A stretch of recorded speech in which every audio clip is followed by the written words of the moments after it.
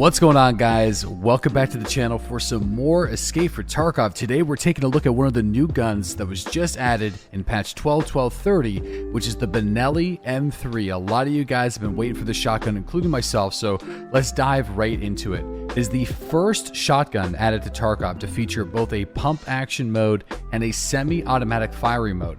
The reason is tied to real-world use in law enforcement, where there's rubber slugs, beanbag rounds, and other cartridges that don't have enough powder to make semi-automatic work properly. In Tarkov, we don't have such rounds, but there are some big differences in performance between the two modes that allow the Benelli to stand out when compared to the other options.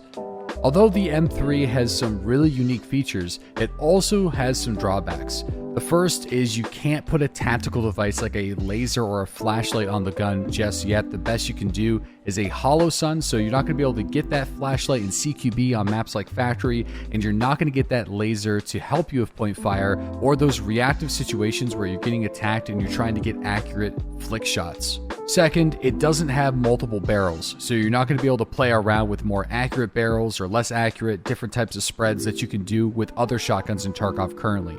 Both of these drawbacks, though, they seem to be temporary because I can foresee them adding these modifications in the game down the road. As of 12.12.30, we just don't have them yet. That being said, though, you can add some crazy magazine tubes to the gun.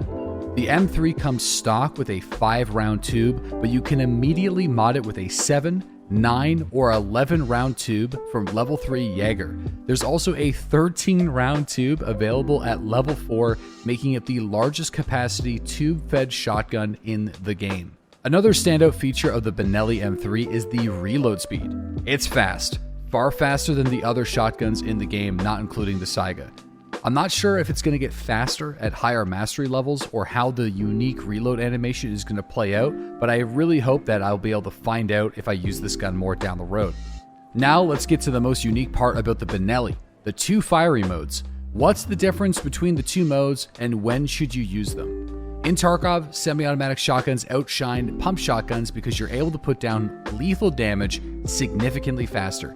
Guns like the MP153 and 155 are usually preferred over weapons like Mossbergs and 133s.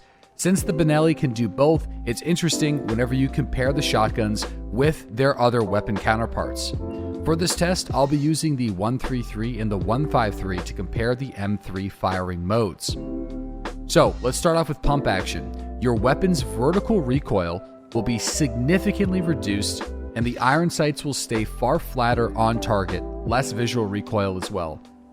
On semi-automatic, you're going to notice that the muzzle is going to fly way further up in the air, so more vertical recoil or more visual recoil, and it's going to take slightly longer to return to center.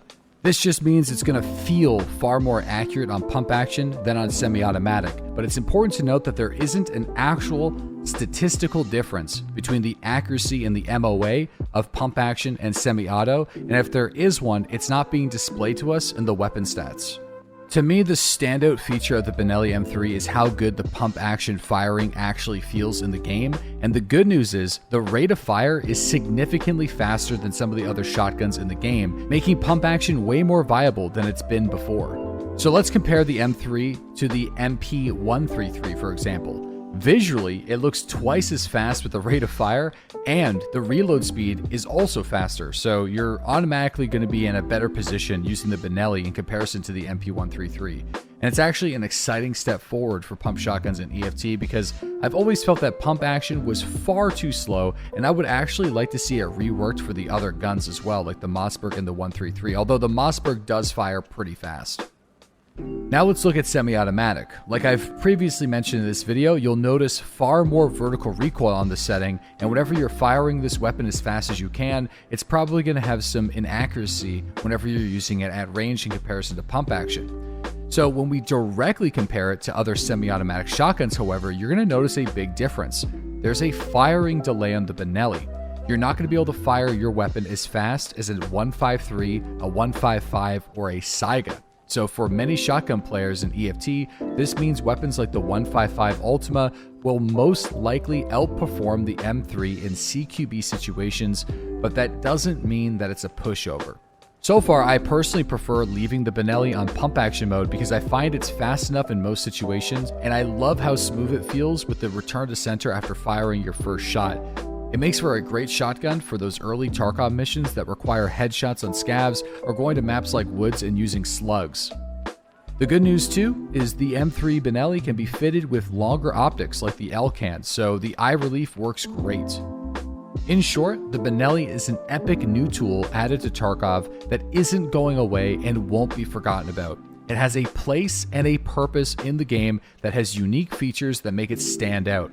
What the weapon needs now the most is more modifications, the ability for a tactical device, and hopefully some more barrels. So we'll have to wait and see when that happens, but as of 12/12/30, that's all we have for now. Let me know what you guys have to say about the Benelli M3 in the comment section below. This week, I'm going to be uploading a PvP highlight video featuring all these epic moments fighting against other players and maybe even some scab situations too.